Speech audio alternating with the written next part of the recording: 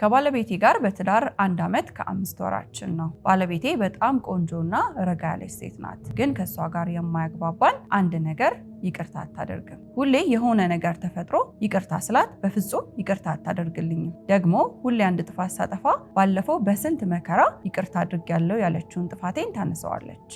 እኔ ይቅርታ ካሉኝ ቶሎ የምቀበልና የምረሳ ደግሞም ያለፈ ጥፋት የማላነሳ ሲነሳም ደግሞ የሚደብረኝ አይነት ሰው ነኝ። በዚህ ከቀጠለች ከሰው ስህተት የማይጠፋ ነውና በቂሟ ምክንያት እሷን በሽተኛ እንዳትሆን እና ደግሞ ትዳራችንም እንዳይፈርስ እየሰጋው ነው። ባለታሪካችን ታሪክን ስላላክልን እናመሰግናለን። ይህ ታሪክ ለብዙ ሰዎች ያስተምራል ብዬ አስባለሁ። እንደገና ደግሞ በጣም ብዙ ባለትዳሮች የሚቸገሩበት ነገር ነው። ስለዚህ ባለታሪካችን ከላከልን ሀሳብ ተነስተን የተወሰኑ የሚጠቅም ነገሮችን ለማንሳት ሞክራለሁኝ።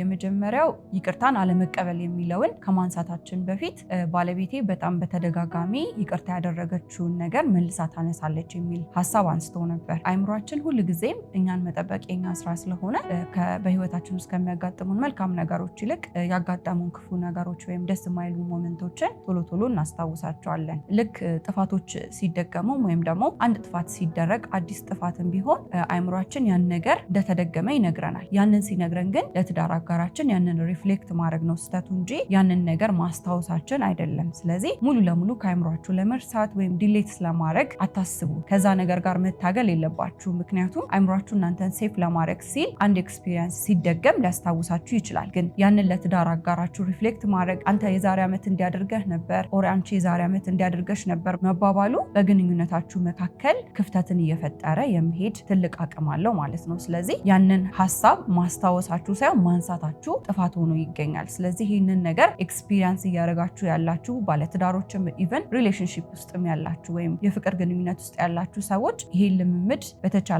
አቅም ለማቆም ብትሞክሩ ግንኙነታችሁ የተሻለ ስሙዝ መሆን ይችላል ብዬ አምናለሁ። ሌላው ባለታሪኩ የላከልን ሀሳብ ላይ ባለቤቱ በጣም ቂም ስለምትይዝ ለበሽታዎች ትጋለጣለች ብሎ ይፈራል። ምክንያቱም በሰው ልጅ ሕይወት ውስጥ ጥፋቶች ሊኖሩ ይችላሉ። አንዳንድ ነገሮችን ሳናቅ ልናደርጋቸው እንችላለን። አንዳንድ ነገሮችን ደግሞ በቸልተኝነት ልናደርግ እንችላለን እና እንደዚህ አይነት ነገሮች በትዳር ውስጥ በሚፈጠሩ ጊዜ ቂም ስንይዝ ውስጣችን የሚሄድበት የራሱ መንገድ አለው ማለት ነውና ያንን ነገር ደጋግመን ስናስበው የጭንቀት ሆርሞን ወይም ደግሞ ኮርቲሶል በብዛት መጠን እንዲመረት ያደርጋል ማለት ነው። ያም ደግሞ ባለታሪካችንም እንደፈራው ባለቤቱን ለህመም ሊያጋልጣት ይችላል ማለት ነው። የጭንቀት ሆርሞን ወይም ደግሞ ኮርቲሶል በሰውነታችን ውስጥ በብዛት በሚመረትበት ጊዜ እንደ ድባቴ ወይ ዲፕሬሽን፣ አንዛይቲ ወይም ደግሞ ጭንቀት እንዲሁም ለእንቅልፍ ችግር ብቻ በአጠቃላይ ለብዙ ነገሮች እንድንጋለጥ ያደርገናል እና ደግሞ በሽታ የመከላከል አቅማችንም እንዲወርድ በማድረግ ለተለያዩ በሽታዎች እንድንጋለጥ ያደርገናል እና ጉንፋን በአቅሙ እንኳን በየጊዜው የሚጎበኘን አይነት ሰዎች እንድንሆን ያደርገናል እና የጭንቀት ሆርሞን በብዛት እንዳይመረት ቂምን በመቀነስ ወይም ይቅርታ ማድረግ በተቻለ አቅም ያንን ሆርሞን በብዛት እንዳይመረት ስለሚያደርግ በተዘዋዋሪ ጤናችን እንድንጠብቅ ያደርገናል ማለት ነው እና ባለታሪካችንም እንደፈራው የእሱ ባለቤት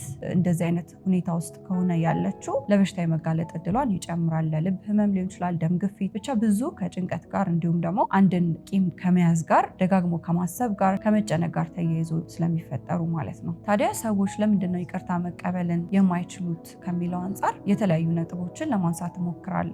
ይቅርታ መቀበል የሚቸገሩ ሰዎች በውስጣቸው ምን እያሰቡ ነው የሚለውን ከስነ ልቦናው አንጻር 5 ነጥቦችን እናነሳለን። የመጀመሪያው ይቅርታ ማድረግን ወይም ይቅርታ መቀበልን እንደ መሸነፍ መቁጠር ነው። እነዚህ ሰዎች ይቅርታ ሲያደርጉ ተበዳይነታቸውን የሚያጡት ወይም ደግሞ ያ የበደላቸው ሰው ቶሎ መጸጸት ውስጥ ወይም ደግሞ የጥፋተኝነት ስሜት ውስጥ እንዳይቆይ ያደርገዋል ብለው ስለሚያስቡ የጸጸት ስሜት ውስጥ እንዲቆይ ስለሚፈልጉ ይቅርታ ቶሎ አያደርጉም ማለት ነው። ሁለተኛው ዳግም መጎዳትን ፍራቻ ነው። አንድ ጊዜ በድሎኝ አንድ ሰው ይቅርታ ካደረግኩለት ሁለተኛ ጊዜ ሶስተኛ ጊዜ እንዲደግመው እድል እየሰጠሁኝ ነው በራሴ ላይ ብለው ያምናሉ እንደዚህ አይነት ሰዎች እና አንድ ጊዜ ዋጋ በደንብ ካስከፈልኩኝ ሁለተኛ ጊዜ ደግማትን ብሎ ከማሰብ እንደገና ደግሞ እንዳይደገም በሚል ፍራቻ ይቅርታቸውን እንደ መከላከያ ግንብ ወይም ደግሞ እንደ ሺልድ ይጠቀሙበታል ማለት ነው። ድጋሜ እንዳይጠቁ፣ ድጋሜ በደል እንዳይደርስባቸው፣ ድጋሜ ኢሞሽናል ዳሜጅ ብቻ የተደረገው ነገር ድጋሜ እነሱ ህይወት ላይ እንዳይመጣ ይቅርታ አለማድረግን እንደ ግንብ ወይም እንደ መከላከያ አጥር አድርገው